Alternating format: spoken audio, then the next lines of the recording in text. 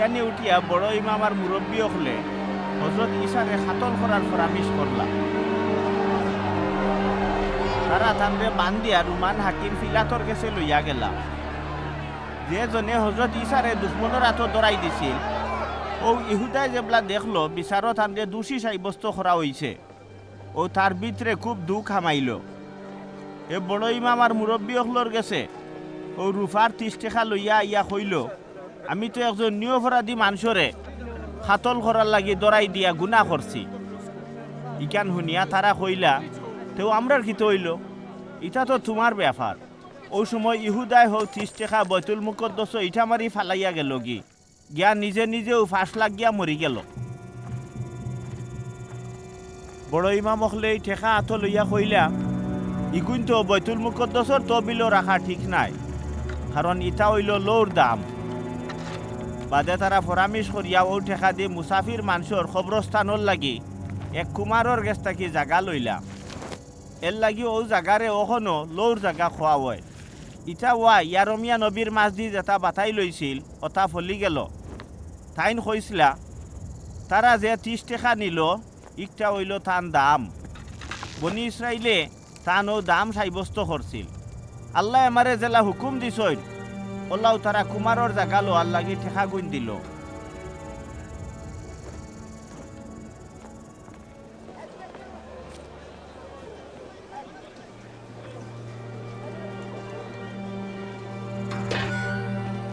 হজরত ঈসারে রুমান ফরদান হাকিম ফিলাতর আদালত আজির করা হইল।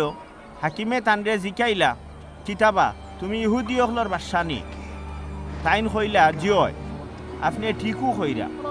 বড় ইমাম আর মুরব্বী হলে তার নামে বহুত নালিশ দিলা, ওইলে ঈসায় কোনো জবাব দিলা না। ও সময় ফিলাতে জিকাইলা, তুমি কোনো জবাব দিতাই না নি? দেখরাইনি তারা তোমার বিরুদ্ধে কত নালিশ দিরা, ইলে ঈসা ইটার এখানো জবাব না দেওয়ায় ফিলাত খুব তাজ্জুব হয়ে গেলা।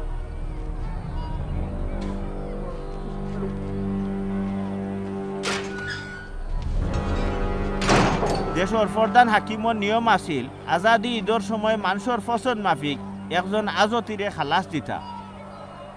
ওই সময় ঈসা বারাব্বা নামর এক নামকরা আজতি জেলও আছিল। সকল মানুষ এখানো দোলাওয়ার বাদে হাকিম ফিলাতে তারারে জিকাইলা, তোমরা কিতা হোক আমি খারে ছাড়তাম, ঈসা বারাব্বারে না হৌ ঈসারে যারে আলমসি খোয়া হয়? ফিলাতে জানতা বড় ইমাম হলে ইংসা করিয়া হজরত ঈসারে নিয়া থান আত দিছই। ফিলাত জেবলা হাকিমর আসন বোয়াত ওই সময় তান বিবিয়ে খবর ফাটাইয়া জানাইলা, ও নিয়পরাধ মানুষরে তুমি কোনটা করিও না। তান ব্যাপারে আমি আইজ একটা খোয়াব দেখিয়া বড় দুঃখ লাগছে।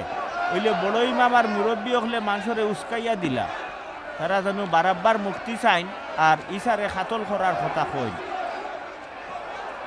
বাদে ফরদান হাকিম ফিলাতে ওনার মানুষরে জিকাইলা, ও দুজনের মাঝে আমি খারে ছাড়তাম। তারা কইলা বারাব্বারে। তো ফিলাতে তারারে জিকাইলা, তো তোমরা যারে আলমসি হও ঈসারে খিতা করতাম।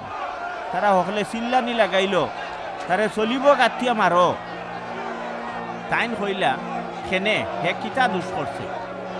বলে মানুষে আরো জোরে জোরে মিছিল লাগাইল, চলিব দেও চলিব দেও। পিলাতে যেবলা দেখলা তাই কোনো মন্ত্রেও ঈসারে বাঁচাইতে পারলা না, বরং গন্ডগোল আরো বাড়ে। ও তাই ফানি দিয়া সকলের সামনে তান হাত দইয়া কইলা, ই মানুষের লৌর দায়ী আমি নাই, তোমরা এর জবাব দিবাই। তো সকল মানুষে কইলা, ঠিক আছে আমরা আর আমরার আওলা দখল এই লৌর দায়ী হইমু। তো পিলাতে তারারে খুশি কর্তা করি বারাব্বারে খালাস দিলাইলা আর ঈসারে বেশ করি চাবুক মারিয়া চলিব দেওয়ার হুকুম দিলা। ও চলিব হইল লাহড়ি দি বানাইল মানুষরে লটকাইয়া মারার এক জিনিস। বাদে পিলাতর সিপাহী হলে ঈসারে দরিয়া তারার ক্যাম্পর ভিতরে লইয়া গেল। কোনো আস্থা সিপাহী দল দিয়া তানরে বের করি রাখলো। তারা তান ফিন্নর কাপড় চুপড় খুলিয়া লাল বাইঙ্গনি রঙের বাদশাহী লেবাস পিন্দাইল আর গছা খাটা দিয়া রাজমুকুট বানাইয়া তার মাথার দিল। তান ডাইন হাতও দিল একটা রাজলাঠি। থানে ইজ্জত দেখানির বান করিয়া থান সামনে আঠু গাড়িয়া বইয়া হইল, ইহুদির বাদশা মার হাবা।